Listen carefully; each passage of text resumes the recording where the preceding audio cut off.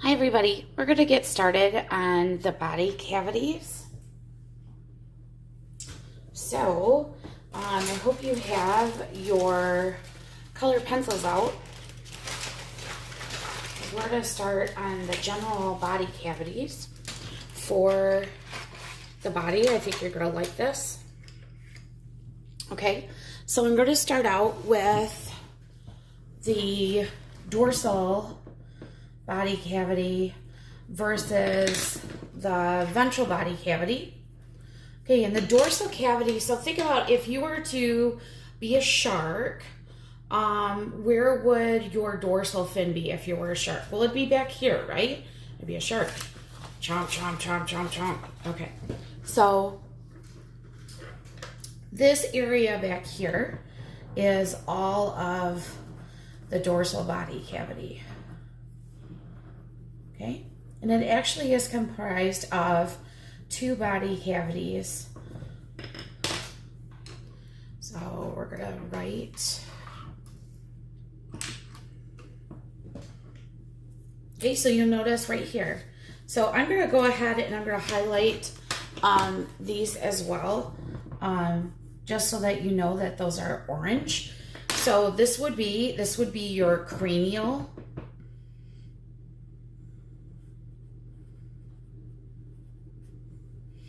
And the spinal, and together they make up the dorsal.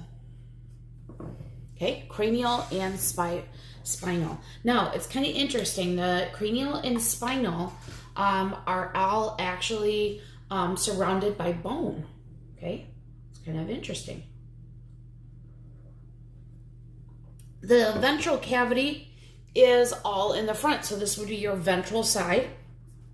We talk about dorsal and ventral a lot when we are doing zoology in college, because when you talk about an animal that walks on all fours, when they walk on all fours, they're really protecting their ventral. You know, when you think about one of my favorite dinosaurs was Stegosaurus, okay?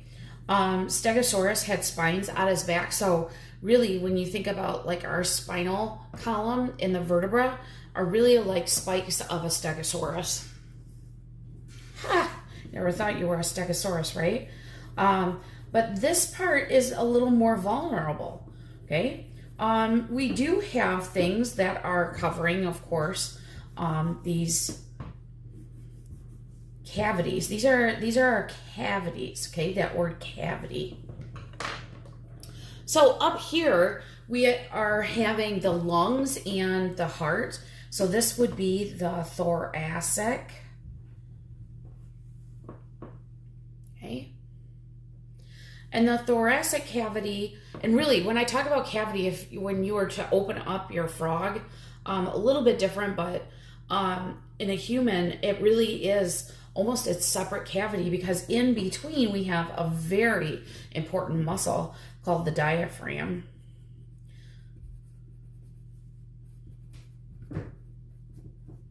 Okay, so it's not a cavity, it is a muscle, separates the two. And then we have the abdominal and the pelvic. And together we call them the abdominopelvic, right? Real original. And all these together make up the ventral. Okay, can you see that all right? So when you really think about that front area, really the only thing that's really protecting this abdominal pelvic region is really your six-pack, or it's in there, even if you don't see it, okay? Even I have a six-pack. I just haven't saw it in several years, okay? That was a joke, everyone. You have your abdominal muscles that are protecting these vital abdominal organs. Here you have rib cage and sternum that are really protecting this, along with the ribs in the back and the ribs in the front. But really when it comes up, all of this is really exposed, which is kind of interesting. I had a friend who was riding a bike. I was in second grade, so he would have been a third grader. He his handlebar turned on him, and the handlebar jabbed into his belly. Now, it didn't break skin or anything, but it jabbed in violently enough that it actually severed his pancreas, and he almost died. It was crazy. Football players, a lot of times will get a ruptured spleen in the back. Your spleen is on your left side of your body on the upper quadrant, and you'll get hit from the back. It's just below where your rib line is, so it's a little bit more exposed. Same thing with the kidneys, are also exposed back there. So we're hoping for your muscles to protect you. Okay, now we're going to flip on over to the other page, and this is talking about the membranes that cover those vital cavity areas. So membranes that cover. Now you might ask, really, do we have to know this? Yeah, actually we bring this up over and over again when we look at the anatomy of the heart, all of those things. So I'm going to use really 3 colors today.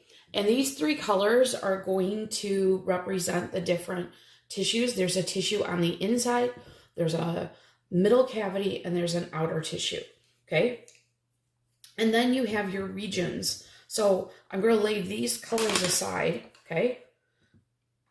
And I'll just color your regions. So everybody see that? Okay.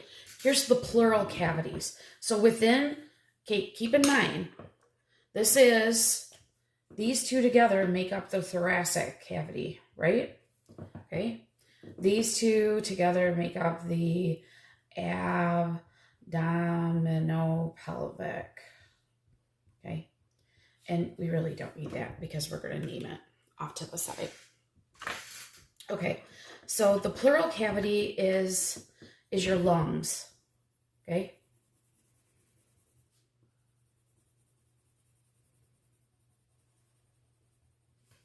Okay.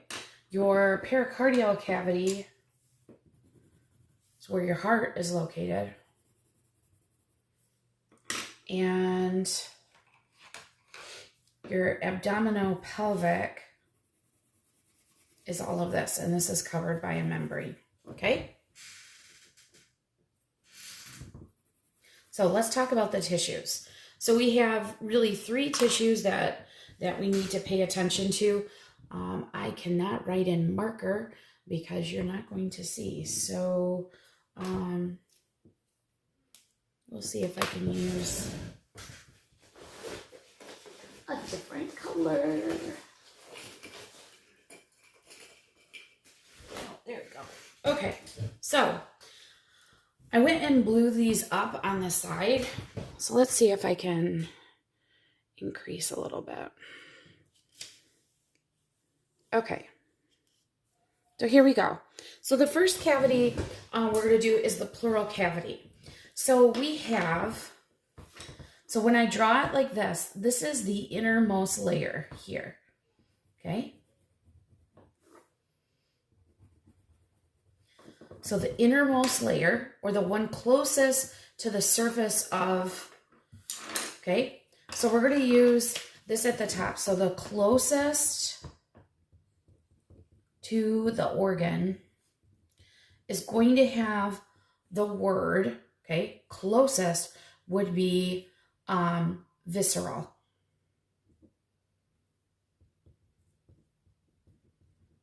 Okay? The closest is going to be visceral. So this is called the visceral pleura. Okay, can everybody see that okay? The visceral pleura. It's a line of membrane of tissue. Then we have an area filled with fluid. Okay. Not a mucousy fluid, but like a watery fluid, kind of like, so it's on a waterbed. So why do you think you'd want to have tissue, then kind of a fluid, then another tissue? Well, it's really to protect against friction. Okay, it's like two membranes floating, but it's got this cushion in between. Okay, it's kind of like oh, what was those the foot orthopedics that you put inside your shoe and you're floating on a cloud. So this is the pleural cavity. Now, don't worry if you call it the pleural cavity. I don't really care. It doesn't bother me at all. Okay. All right. And the last one will be the membrane that's the farthest away. Okay. The farthest away. The farthest away is going to be called the parietal. Okay. That word parietal, pleura. So let's add that. So the farthest away, let's add that maybe to the bottom of your paper. Or over here, farthest.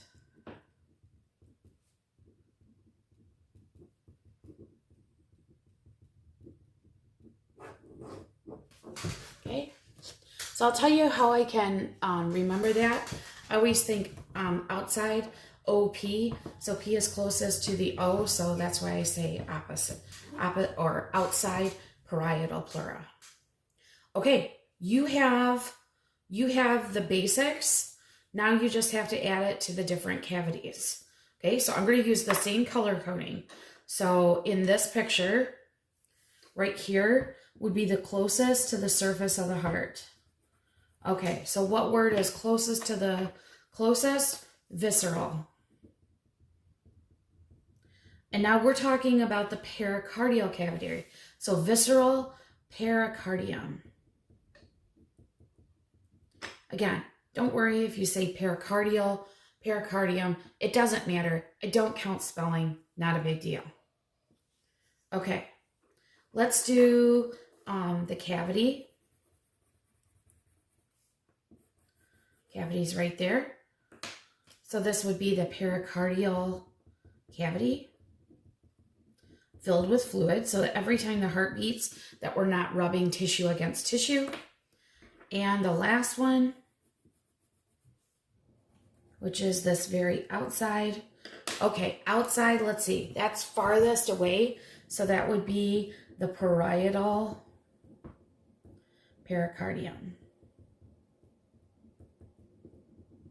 Okay, see, that wasn't so hard. Everybody okay? And here's our last one. This is the only one that actually doesn't sound like plural. You'll hear the word pleura used several times in describing there's something called pleurisy or pleuritis, which is the inflammation of the pleural cavity. Pericardial sounds like cardiovascular. Peritoneal is the word used, okay, to cover the abdominal pelvic region. It's the only one that doesn't actually make sense with the word. Okay, so here we go. So here is, I'm going to start here. Here's the closest to the inside. Okay, so closest is up at the top, visceral. So here we go, visceral peritoneal membranes. All right, we have the cavity. Again, so this is lining the inside. So this would be the peritoneal cavity. And the very outside, so OP, that would be parietal. So parietal peritoneal. I wonder if it's peritoneum. We'll just keep with peritoneal. That'll be all right. Peritoneum, it'll be okay. All right. So you'll notice at the bottom of this, it has identified. So let's look at the bottom real quick. Okay. Move my coffee. All right. The abdominal, pelvic, and thoracic. There we go. The abdominal, pelvic, and thoracic cavities are subdivisions of abdominal, pelvic, and thoracic. That's from the front. Okay, so which body cavity is that? You're right. It is the ventral. Very good. The cranial and spinal cavities are parts of the cranial and spinal. Oop, that was part of our dorsal cavity. And the body cavity that's totally surrounded by bone, remember we talked about, that's the dorsal cavity. All right, so which covers the lungs? Which of the terms at the very top? Okay, so who carries the lungs? That would be the pleural cavities. Which one forms around the heart? The pericardial cavities. And which surrounds the abdominal pelvic? The peritoneal cavities. Very good. Okay, thanks, friends.